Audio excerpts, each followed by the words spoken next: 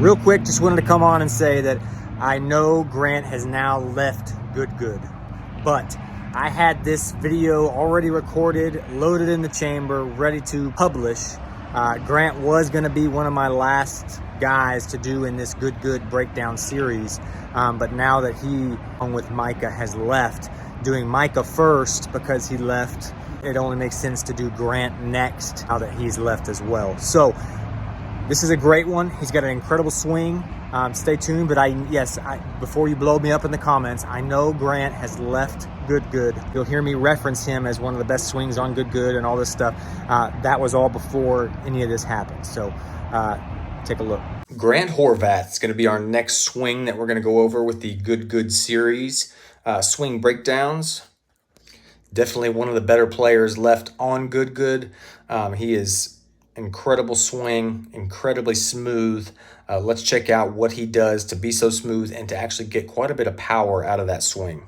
So getting right into it, getting into the backswing here. As he brings it back, he comes back right on plane, brings the club head above his plane line, and then as the club is parallel, you can see his driver head is just outside of his hands, which if you watch the Micah Morris video and you listen to that one, I said that Brooks Koepka does that, and that is actually a huge kind of power move. It helps get some distance out of your driver. So it's in a great position here. Continuing on into the backswing, left arm staying completely straight. You can see that left leg starting to bend pretty considerably here as he brings the club back, shifting that weight onto that back leg. And then as he gets to the top, completely straight left arm. Club head is in a great spot. Club face seems to be pretty square.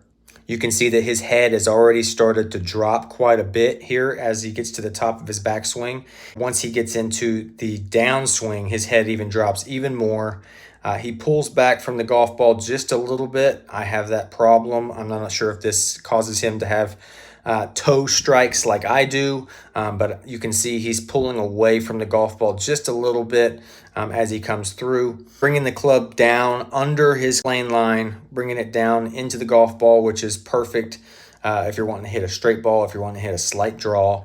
You can see he's keeping his head very low and behind the golf ball, pushing up off of this right foot down here. But I do want you to see as he makes contact, that left foot slides back pretty considerably as he makes contact, and then as he continues on with his very balanced follow through. You can see he does not have spikes on his shoes, so I'm not sure if his foot is actually slipping here or if this is something that he does every swing. But yeah, he does slide back with that left foot as he makes contact because he's pushing up off the ground.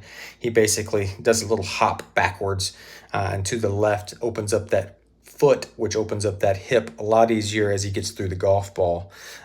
Also, he's wearing a hoodie. I am absolutely pro hoodie on the golf course. They are super comfortable, especially the thin ones like he's wearing here. Let me know in the comments, are you pro hoodie or do you think hoodies do not belong on the golf course? Let's take a look from this other view. So let's take a look at his setup here from this face-on view. You can see one thing I notice immediately, he's got that golf ball actually quite a bit back in his stance compared to a lot of tour pros. They have it right off that left heel. He's got it back, I would say an inch, possibly even two more towards the middle of his stance. I don't think he's trying to hit this one low. That would be one reason to move the ball back because he's got it teed very high. 3/4 of the golf ball is above the driver head. But a little more things on his setup. He's got a pretty strong grip. You can see multiple knuckles on that gloved hand.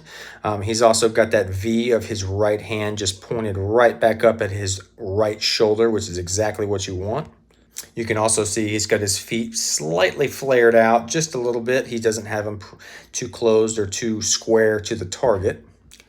Lastly here with his setup, he does have good shoulder angle, trying to lift up and hit up on that golf ball. Also, he's already got his head behind the golf ball quite a bit, so that'll help him, again, hit up as he comes through impact. Now, getting into the backswing, he starts to pull back, keeps it pretty low all the way through that initial start of the backswing. Now, we can't see the club here, but He's in a great position here as far as angles are concerned with his arms and his shaft, creating a lot of length into that backswing, trying to get as much distance as possible. Same again, as he gets to his left arm being parallel with the ground, you can see his club shaft angle, very good spot, trying to create some length. You don't want to be having to hinge those wrists already and have the club back here.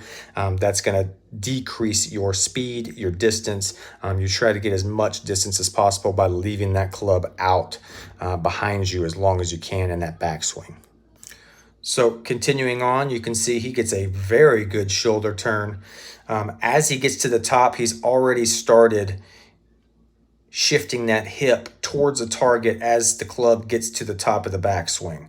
One thing I do want you to notice here is, I'll put a little line here, he has absolutely just zero sway backwards as he starts getting into his backswing. Perfectly just rotating right around that right leg as he gets to the top. And then you can see again, as his club is still heading back towards the top of his backswing, that hip is already pushing towards the target, which is great. Once he gets to the top here, his club is basically parallel to the ground, gets to this great spot, huge shoulder turn, like I said. One thing I do want you to see is it looks like in this video, that club head is actually closed at this position. That may be due to the type of shot he's trying to hit. It could be, something he was working on. I'm not sure, but that club face right there is closed just a bit. It should be more toe down at this point. Continuing on into the downswing, you can see he's shifting those hips and he busts through that front plane line as he's coming down, keeping his head well behind the golf ball as he comes through. Again, you can see he's really doing that Jack Nicklaus reverse C kind of thing here, where he's really keeping that body behind the golf ball as long as he can.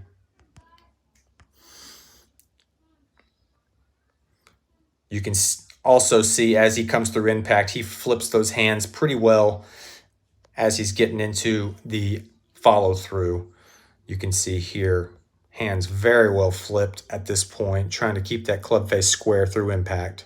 You can also see that left foot, again, does kind of come off the ground, slide backwards, and open up. You can see his toe at first is pointed here, and then when he finishes, it's pointed over here.